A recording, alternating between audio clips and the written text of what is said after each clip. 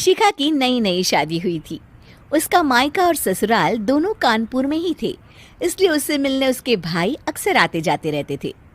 ये बात शिखा की सास मीना को बिल्कुल पसंद नहीं थी। मम्मी जी, आज राहुल भैया आ रहे हैं। कौन, तेरे चाचा का लड़का? जी मम्मी जी। अरे पर वो तो दिल्ली में रहता है ना। हाँ मम्मी जी, उन्हें कल सुबह दिल्ली के लिए निकलना है, तो वो आज मुझसे मिलते हुए कल सुबह यहीं से निकल जाएंगे। हमने तो धर्मशाला खोल रखी है ना। कुछ कहा क्या मम्मी जी? मैंने कहा हाँ हाँ, आने दे तेरे भैया को, जमकर खातिरदारी करेंगे। अब तो कुछ करना ही पड़ेगा, इससे पहले कि मेरा घर धर्मशाला बन जाए। ये कैसी बातें कर रही हो मीना? सच ही तो कह रही हूँ। अभी इसकी शादी को साल भर भी नहीं हुआ और आए दिन इसके घर वाले आ धमकते हैं। अरे तो क्या हुआ, वो इसी शहर में रहते हैं तो हाल चाल लेने आ जाते हैं। इस बार मैं उनका हाल और चाल दोनों ही बिगाड़ दूंगी। अब बहुत हो गया जी। अरे ये कैसी बातें कर रही हो, हे भगवान, बस आप तो देखते जाइए। शाम को राहुल आता है। नमस्ते आंटी, कैसे हैं आप लोग? हम लोग तो ठीक है, तुम कैसे हो बेटा? मैं भी अच्छा ही हूँ आंटी। बस आज रात के बाद नहीं रहोगे। चलिए भैया, मैं आपको हमारा घर दिखाती हूँ। रात में खाने के टेबल पर शिखा, रोहित कहीं दिखाई नहीं दे रहा। जी भैया, वो ऑफिस के काम से बाहर गए हैं, कल शाम तक आएंगे। अच्छा अच्छा। बेटा, क्या तुम भूत प्रेत में मानते हो? नहीं नहीं आंटी जी, पर अचानक आपको ये ख्याल कहाँ से आ गया?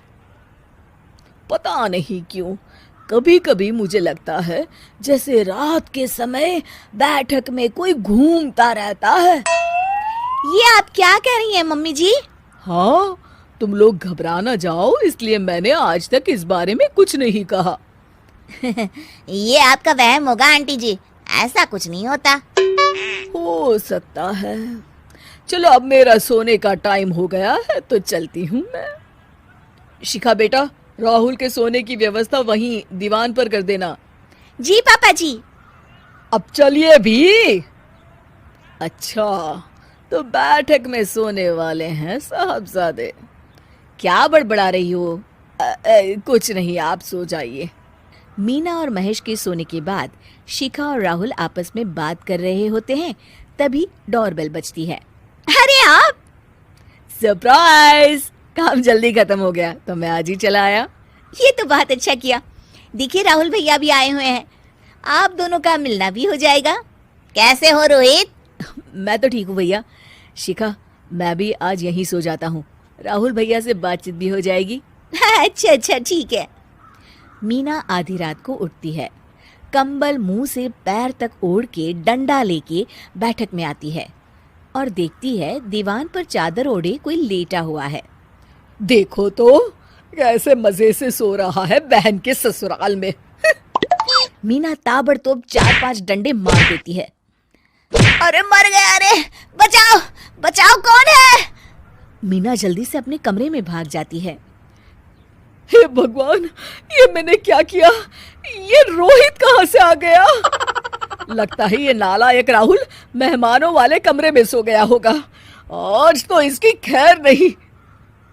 उधर बैठक में, अरे क्या हुआ रोहित? मैं बाथरूम में था, तुम्हारे चिल्लाने की आवाज सुनी। पता है भैया, मैं सो रहा था, अचानक से कोई आकर मुझे डंडे मारने लगा। ये क्या कह रहे हो? लगता है तुम भी आंटी की तरह भूत प्रेत में मानते हो। नहीं नहीं भैया, सच में कोई आया था। मैं तो जा रहा हूँ मेहमानों वाले कमरे में सोने के लिए। इस समय अपने रूम में जाऊंगा तो शिखा की नींद खराब हो जाएगी। ठीक है भाई, जाओ तुम, जहाँ तुम्हारा भूत डंडा लेके ना आ सके। थोड़ी देर बाद मीना कंबल ओढ़ के डंडा लेकर मेहमानों वाले कमरे में पहुंच जाती है। वो बिस्तर पर सोए रोहित को फिर डंडों से मारने लगती है। अरे मर गया, अरे मर गया। तू भूत प्रेत में नहीं मानता ना? ये ले, अब डंडे खा। हैं? ये तो माँ की आवाज है। रोहित कंबल खींच देता है। बेटा तू! अरे ये क्या कर रही हो माँ? मार मार के मेरा भरता बना दिया आपने।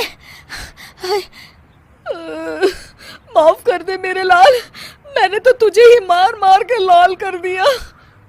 मैं तो उस राहुल के बच्चे को सबक सिखाना चाहती थी। राहुल भैया को? हाँ बेटा, मुझे लगा अगर उसे डंडे मारूंगी तो शिखा के मायके वाले यहाँ आना छोड़ देंगे। हे भगवान, माँ, ये घर शिखा का भी है, उसके घर वाले जब चाहे आ सकते हैं। हाँ बेटा, आज मुझे भगवान का इशारा समझ में आ गया। मैं कितना गलत करने चली थी और अपने ही बेटे को चोट पहुंचा दी। अब चुपचाप जाके सो जाओ माँ, और किसी को कुछ बताने की जरूरत भी नहीं है।